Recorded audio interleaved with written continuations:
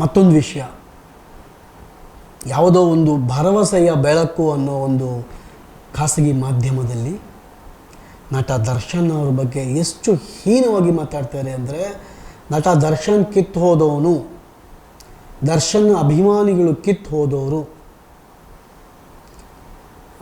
ತಾಯಿ, ನೀವು ಹೆಣ್ಮಗಳು, ನಿಮ್ಮ ಬಗ್ಗೆ ನಾನು ಕೆಟ್ಟ ಮಾತಾಡಬಾರ್ದು ಅನ್ನೋ ಒಂದೇ ಒಂದು ಕಾರಣಕ್ಕೆ ಸುಮ್ಮನಾಗಿದ್ದೀವಿ. ಯಾಕೆಂದರೆ ನಮ್ಮ ಮನೆಯಲ್ಲೂ ನಿಮ್ಮ ಹಾಗೆ ಅಕ್ಕ, ತಂಗಿ, ತಾಯಿ, ಹೆಂಡತಿ ಎಲ್ಲರೂ ಇದ್ದಾರೆ.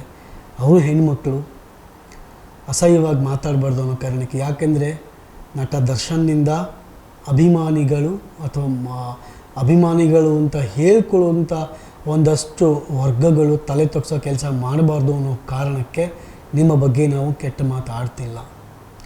ದಯವಿಟ್ಟು ಪ್ರಕರಣ ಸ್ಟೇಷನಲ್ಲಿದೆ, ನ್ಯಾಯಾಧೀಶರ ಮುಂದಿದೆ. ಅದಕ್ಕೂ ಮೊದಲು ನಟ ದರ್ಶನ್ ಕಿತ್ತು ಹೋದವನು, ಅಭಿಮಾನಿಗಳು ಕಿತ್ತು ಹೋದವರು. ದಯವಿಟ್ಟು ಆ ಪದ ಬಳಕೆ ನಿಮ್ಮ ಚಾನಲ್ಗಾಗಲಿ ನಿಮಗಾಗಲಿ ಶೋಭೆ ತರೋದಿಲ್ಲ. ಮಾತಾಡಬೇಡಿ. ಪ್ರಕರಣ ಮುಗಿದ ಮೇಲೆ ನಟ ದರ್ಶನ್ ಅವರು ಕೊಲೆಗಾರ ಅಂತ ಸಾಬೀತಾಯಿತು ಅಂದ ಮೇಲೆ ನೀವು ಮಾತಾಡಿ. ಆದರೆ ವೈಯಕ್ತಿಕವಾಗಿ ಟಾರ್ಗೆಟ್ ಮಾಡಿ ಕಿತ್ತೋದವನು ಒಂದು ಪದ ಮಾತಾಡಬೇಡಿ.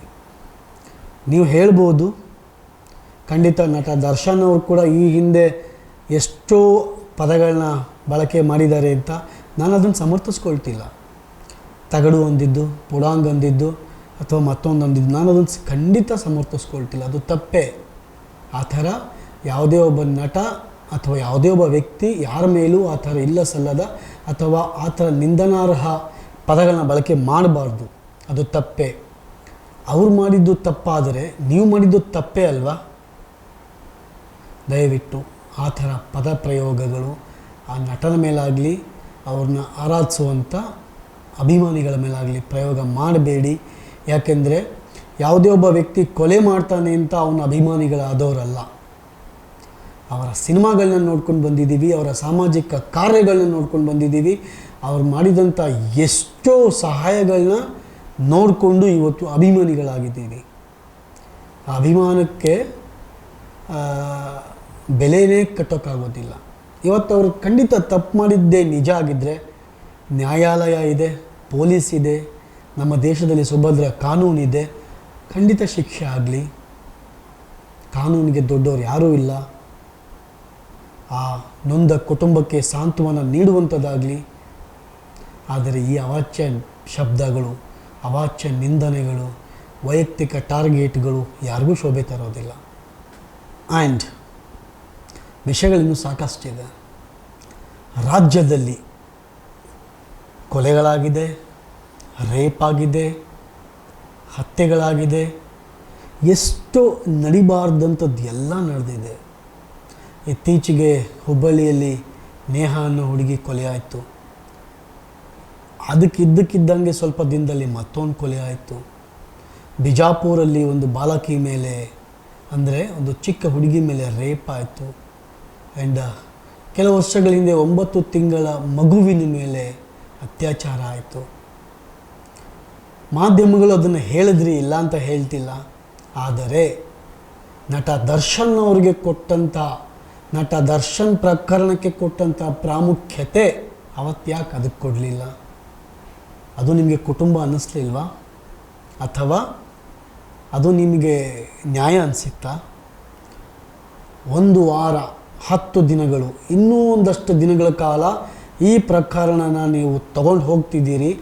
ಬೆಳಗ್ಗೆ ನಮ್ಮ ಮನೆಯಲ್ಲಿರೋ TV ಆನ್ ಮಾಡಿದ್ರೆ ರಾತ್ರಿ ಮಲ್ಕೊಳ್ಳೋವರೆಗೂ ಇದೇ ಸುದ್ದಿ. ನಿಮಗಿದು ಸರಿ ಅನ್ನಿಸ್ತಿದೆಯಾ? ಅಥವಾ ಮಾಧ್ಯಮಗಳು ಏನು ಬೇಕಾದ್ರೂ ಹೇಳ್ಬೋದಾ? ಏನು ಬೇಕಾದ್ರೂ ತಿರುಚಬೋದಾ? ಮಾಧ್ಯಮಗಳಿಗೆ ಕಂಟ್ರೋಲ್ ಮಾಡುವಂಥ ಯಾವುದೋ ಒಂದು ಸಂಸ್ಥೆಗಳು ಅಥವಾ ಬೋರ್ಡ್ಗಳು ಇಲ್ಲಿವರೆಗೂ ಇಲ್ವಾ? ಮಾಧ್ಯಮಗಳು ಅವ್ರಿಗೆ ಏನು ಅನಿಸುತ್ತೆ ಅವರು ಅದನ್ನು ಮಾತಾಡ್ಬೋದಾ? ಯಾಕೆ? ಎಷ್ಟೋ ಪ್ರಕರಣಗಳಿದ್ವು. ಎಷ್ಟು ಜನಕ್ಕೆ ನೀವು ನ್ಯಾಯ ಕೊಡಿಸಿದ್ದೀರಾ? ಎಷ್ಟು ಜನಕ್ಕೆ ನೀವು ಸಹಾಯ ಮಾಡಿದ್ದೀರಾ? ಯಾಕೆ ಎಲ್ಲ ಪ್ರಕರಣಗಳು ಇಷ್ಟೇ ಸೀರಿಯಸ್ ಆಗಿ ತಗೊಂಡು ಅವ್ರಿಗೆ ನ್ಯಾಯ ಒದಗಿಸೋ ಕೆಲಸ ನೀವು ಯಾಕೆ ಮಾಡಲಿಲ್ಲ? ನಟ ದರ್ಶನ್ ಅವ್ರ ಮೇಲೆ ನಿಮಗಿದ್ದ ವೈಯಕ್ತಿಕ ದ್ವೇಷ ಇಲ್ಲಿವರೆಗೂ ನಿಮ್ಮನ್ನು ಕರ್ಕೊಂಡು ಹೋಗ್ತಿದೆ ಅಂದರೆ ಇದಕ್ಕಿಂತಲೂ ಅಸಹ್ಯ ಮತ್ತೊಂದು ಇರೋಕ್ಕೆ ಸಾಧ್ಯನೇ ಇಲ್ಲ. ಬೇಡ. ನಿಮ್ಮ ಮೇಲೆ ಅತಿಯಾದಂಥ ಗೌರವ ಇದೆ. ನಾನು ಯಾವ ವ್ಯಕ್ತಿಗಳ ಹೆಸರು ತಗೊಂಡು ಮಾತಾಡೋದಿಲ್ಲ. ಕೆಲವೊಂದಷ್ಟು ಸುದ್ದಿ ವಾಚಕರು ತುಂಬ ಕೆಟ್ಟದಾಗಿ ಮಾತಾಡಿದ್ದೀರಾ, ತುಂಬ ಹೀನಾಯವಾಗಿ ಮಾತಾಡಿದ್ದೀರಾ, ಅಸಹ್ಯವಾಗಿ ಮಾತಾಡಿದ್ದೀರಾ. ಇದರ ಅವಶ್ಯಕತೆ ಇರಲಿಲ್ಲ ಅನಿಸುತ್ತೆ. ತಪ್ಪು ಮಾಡಿದವ್ರಿಗೆ ಖಂಡಿತ ಪೊಲೀಸ್ ಶಿಕ್ಷೆ ಕೊಟ್ಟೇ ಕೊಡ್ತಾರೆ. ಆದರೆ ನೀವೇ ಪೊಲೀಸ್ ಆದ್ರಿ, ನೀವೇ ವಕೀಲರಾದ್ರಿ, ಆ್ಯಂಡ್ ನೀವೇ ನ್ಯಾಯಾಧೀಶರೂ ಆದ್ರಿ. ಜೊತೆಗೆ ಮಾತಾಡ್ತಾ ಹೇಳ್ತೀರಾ ನೀವು, ನಟ ದರ್ಶನ್ ಅವರ ಪತ್ನಿ ವಿಜಯಲಕ್ಷ್ಮಿ ಅವರು ನಟ ದರ್ಶನ್ ಅವರಿಗೆ ಡೈವರ್ಸ್ ಕೊಡ್ತಾರೆ. ವಿಜಯಲಕ್ಷ್ಮಿ ಮೇಡಮ್ ಅವರು ನಿಮ್ಮ ಹತ್ರ ಹೇಳಿಕೆ ಕೊಟ್ಟಿದ್ರಾ? ಯಾವುದೇ ದಾಖಲೆಗಳು ನಿಮ್ಮಲ್ಲಿ ಇದೆಯಾ? ಅವರು ಡೈವರ್ಸ್ ಕೊಡ್ತೀನಿ ಅಂತ ನಿಮ್ಮ ಹತ್ರ ಬಂದು ಅಥವಾ ನಿಮಗೆ ಕರೆ ಮಾಡಿ ಹೇಳಿದ್ರ? ಖಂಡಿತ ಅವ್ರಿಗೂ ನೋವಾಗಿದೆ. ಆ ಕಾರಣಕ್ಕೆ ಸಾಮಾಜಿಕ ಜಾಲತಾಣದಿಂದ ದೂರ ಆಗಿದ್ದಾರೆ ಅಥವಾ ಅವ್ರನ್ನ ಅನ್ಫಾಲೋ ಮಾಡಿದ್ದಾರೆ ಅನ್ನೋ ಕಾರಣಕ್ಕೆ ಡೈವರ್ಸ್ ಅನ್ನೋ ವದಂತಿ ಹಬ್ಬಿಸ್ತಿದ್ದೀರಾ. ಅಂದರೆ ಕುಟುಂಬ ಒಡೆಯೋ ಕೆಲಸ ನೀವು ಮಾಡ್ತಿಲ್ವಾ? ಹಾಗಾದರೆ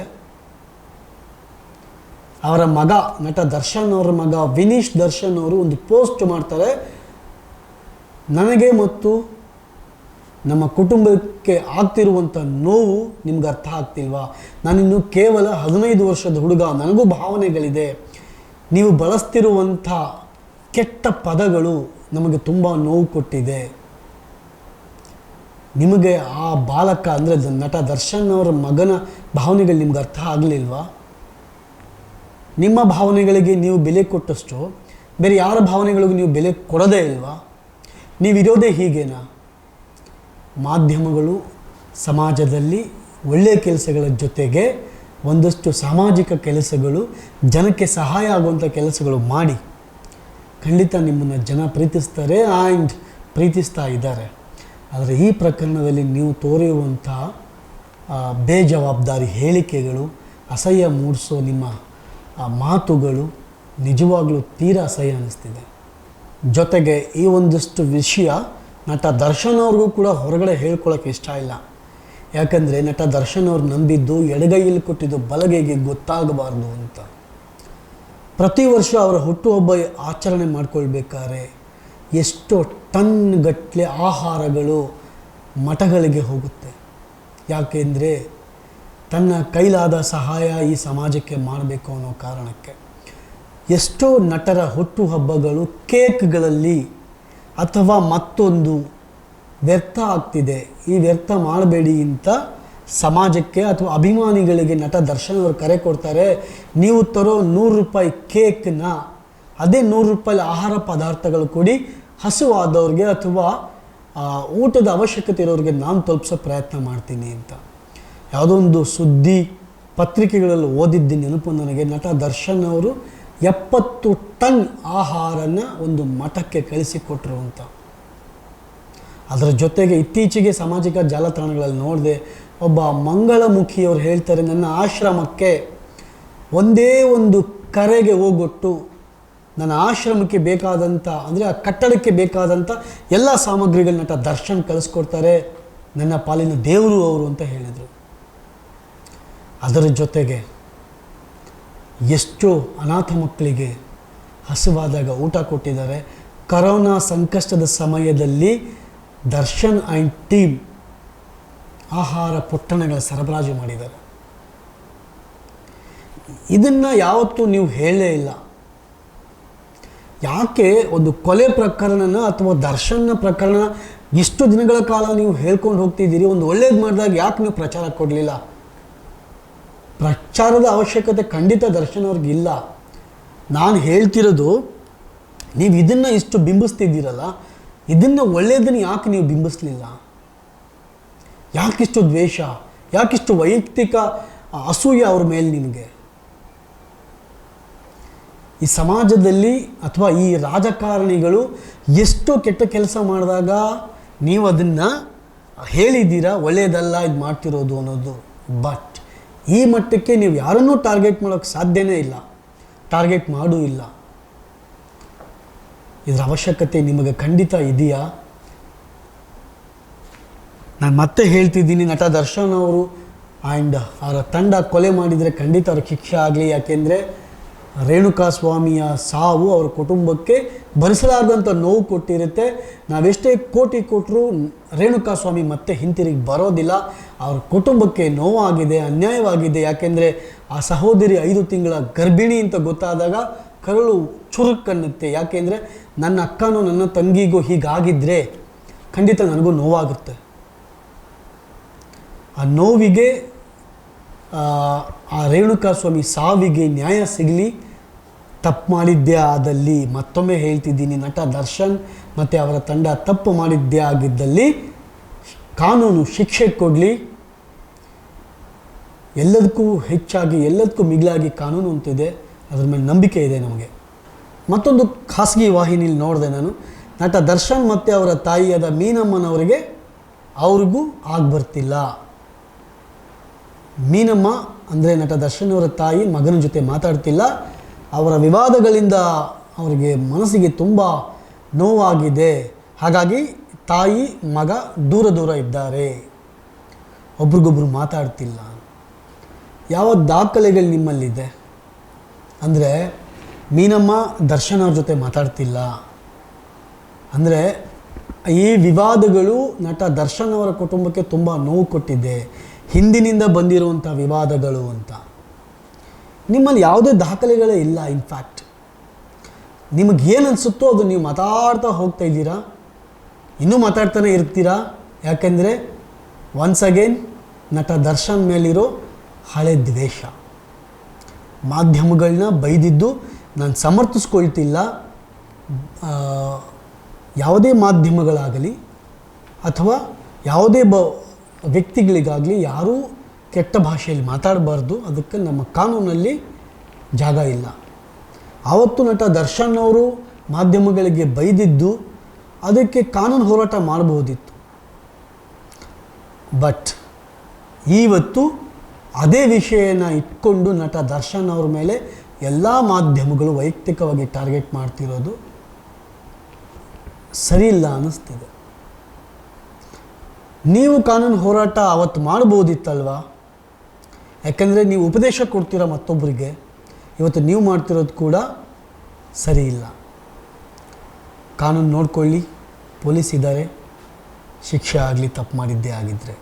ಮತ್ತೊಂದು ಕಾರ್ಯಕ್ರಮ ನೋಡಿದೆ, ನಟ ದರ್ಶನ್ ಅವರ ಎಲ್ಲ ಕಾರ್ಯಕ್ರಮಗಳಾಗಲಿ, ಅವರ ಖಾಸಗಿ ಸಮಾರಂಭಗಳಾಗಲಿ ಅಥವಾ ದರ್ಶನ್ ಅವರು ಎಲ್ಲೇ ಹೋಗಲಿ ಏನೇ ಮಾಡಲಿ, ಒಬ್ಬ ಯೂಟ್ಯೂಬರ್ ಒಬ್ಬರು ಅದನ್ನು ಫಾಲೋ ಮಾಡ್ತಾರೆ, ವಿಡಿಯೋ ಮಾಡ್ತಾರೆ. ನಟ ದರ್ಶನ್ ಅವರ ಬಗ್ಗೆ ಅಭಿಮಾನಿಗಳಿಗೆ ಗೊತ್ತಿಲ್ಲದೆ ಇರುವಂಥ ಒಂದಷ್ಟು ವಿಷಯಗಳನ್ನ ತಮ್ಮ ಯೂಟ್ಯೂಬಲ್ಲಿ ಹಾಕ್ತಾ ಹೋಗ್ತಾರೆ.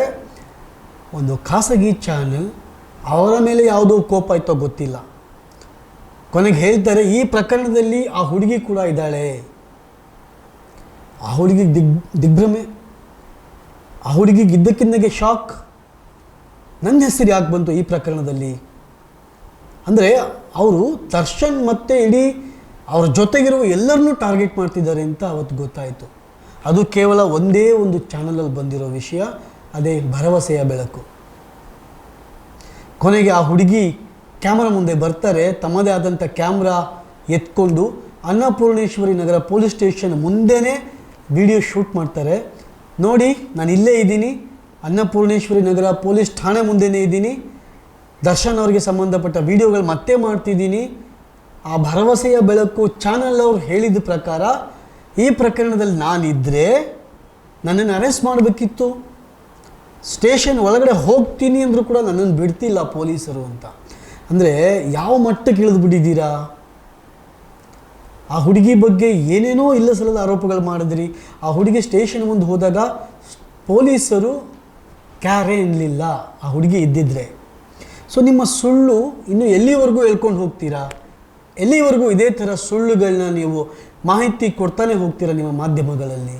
ನಾನು ಎಲ್ಲ ಮಾಧ್ಯಮಗಳ ಬಗ್ಗೆ ಮಾತಾಡ್ತಿಲ್ಲ, ಕೆಲವೊಂದಷ್ಟು ಮಾಧ್ಯಮ ತೀರಾ ಅತಿರೇಕಕ್ಕೆ ಹೋಗಿದ್ರಿ, ತೀರಾ ಅಸಹ್ಯವಾಗಿ ಮಾತಾಡಿದ್ರಿ.